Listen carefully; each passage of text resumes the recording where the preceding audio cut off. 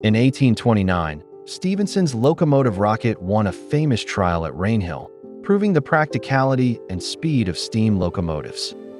In 1830, the Liverpool and Manchester Railway opened as the first fully steam-powered intercity line, carrying both freight and significant numbers of passengers on a timetable. Railways knitted regions into markets. What had been days-long journeys by horse or canal narrowed to hours by rail. Manufacturers could source materials and sell products over a much wider area. People could travel and migrate more easily. On water, steam threatened to do the same. Experimental steamboats had been built earlier, but in 1807, on the Hudson River in the United States. Robert Fulton's Claremont began regular passenger service, demonstrating the commercial viability of steamships. In the following decades, steam power spread to riverboats and coastal vessels, slowly complementing and later competing with sail. The map of economic distance was redrawn, first in Britain, then across Europe and North America. Industrialization brought comfort and opportunity for some.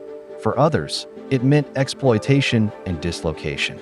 Many artisans and small producers saw new machines not as neutral tools, but as threats to their livelihoods. In the 1810s, groups of textile workers in Nottinghamshire, Yorkshire, and Lancashire, known as Luddites, protested not against machines in the abstract, but against the ways employers used them to cut wages and desk-skill labor. At night, masked men broke into workshops and smashed stocking frames or shearing machines. The government responded with force. Frame breaking was made a capital crime. Troops were deployed. Some Luddites were executed or transported. Though suppressed, their protests highlighted tensions between technological change and social justice that echo into the present. Meanwhile, reformers documented the conditions in mines, factories, and slums. Parliamentary inquiries, like the Sadler Committee in the early 1830s, heard testimonies from child workers about long hours, beatings, and deformities. Legislation followed, slowly. The Factory Act of 1833 limited the hours children could work in textile mills. No night work for those under 18. Maximum hours for children 9 to 13 set at 9 hours a day. Introduced age verification and provided for factory inspectors. The Mines Act of 1842 later banned underground work by women and by boys under 10. The 10 Hours Act, 1847, limited the working day for women and young persons in textile mills to 10 hours. Urban overcrowding and disease became impossible to ignore. Cholera outbreaks and high mortality prompted investigations. Edwin Chadwick's 1842 report on sanitary conditions argued that improving urban sewers, water supply, and drainage was both a moral duty and economically beneficial. His work influenced the Public Health Act of 1848 and the growth of municipal public health efforts. These reforms did not end exploitation, but they marked the emergence of a new assumption that the state had some responsibility to regulate industrial conditions and protect vulnerable populations. Industrialization did not just build machines, it reshaped society's scaffold. In the countryside, enclosure, the legal consolidation of common and open fields into private holdings accelerated. While enclosure had roots earlier, in the late 18th and early 19th centuries it intensified, especially in England. Common rights to graze animals or gather fuel on shared lands were curtailed. Many smallholders and commoners lost access, nudging them toward wage labor and city migration. A new middle class emerged around industry and commerce: manufacturers, factory owners, mine managers, engineers, accountants, and lawyers. They valued education, respectability, and political influence. In Britain, their growing economic weight pushed for reforms like the Reform Act of 1832, which reallocated parliamentary seats and modestly expanded the, still restricted, franchise, giving more representation to industrial towns and fewer to rotten boroughs. At the other end of the hierarchy, industrial workers formed friendly societies for mutual aid, burial funds, and basic insurance. Over time, these evolved into trade unions, organizations that sought to bargain collectively over wages and conditions. Early unions often faced legal obstacles and repression. Combination laws restricted collective action. But by the 1830s and 1840s, movements like Chartism in Britain demanded broader political reforms. Universal male suffrage, secret ballot, and pay for members of parliament, aimed at giving working people a real say in government. The Industrial Revolution thus fostered not only new machines, but new class identities and political movements. Thinkers tried to make sense of the upheavals. In 1776, the Scottish philosopher Adam Smith published an inquiry into the nature and causes of the wealth of nations. Observing pin factories and trade patterns, he emphasized the division of labor, or splitting tasks into simpler components, dramatically raised productivity.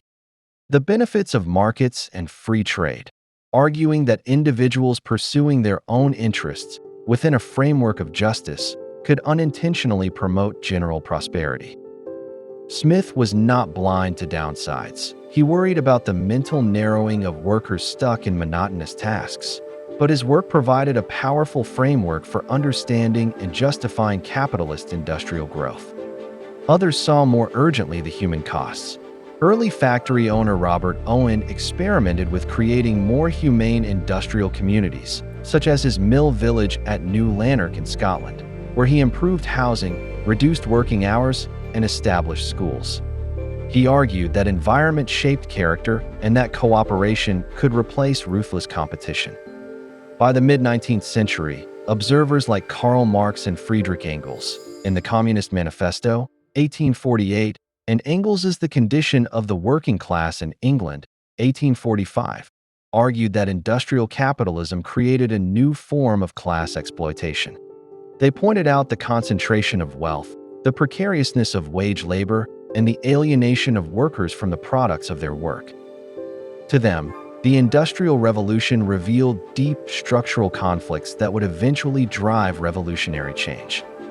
These analyses, pro-market, reformist, and radical, sprang from the same reality, a world in which smoke, steam, and cities had upended older ways of life. Britain did not industrialize in isolation for long.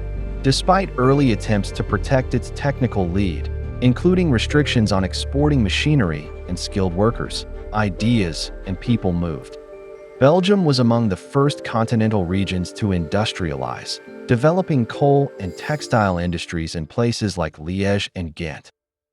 Northern France and parts of the German states followed, building railways and heavy industry, often with state involvement. In the United States, water-powered textile mills in New England, for example, at Lowell, Massachusetts, adapted British practice, employing large numbers of young women, mill girls, under controlled conditions.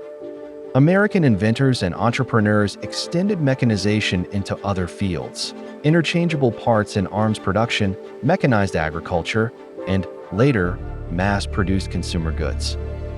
Each region adapted British know-how to local conditions, different labor markets, state structures, resources, and social norms.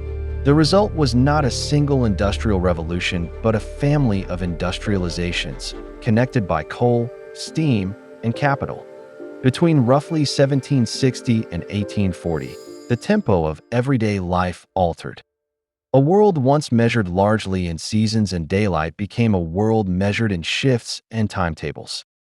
The power of a single steam engine to do the work of hundreds of laborers, the capacity of a rail line to move goods and people faster than any wagon, and the expansion of factories that set a town's rhythm with their whistles. All this changed what people thought was normal and possible.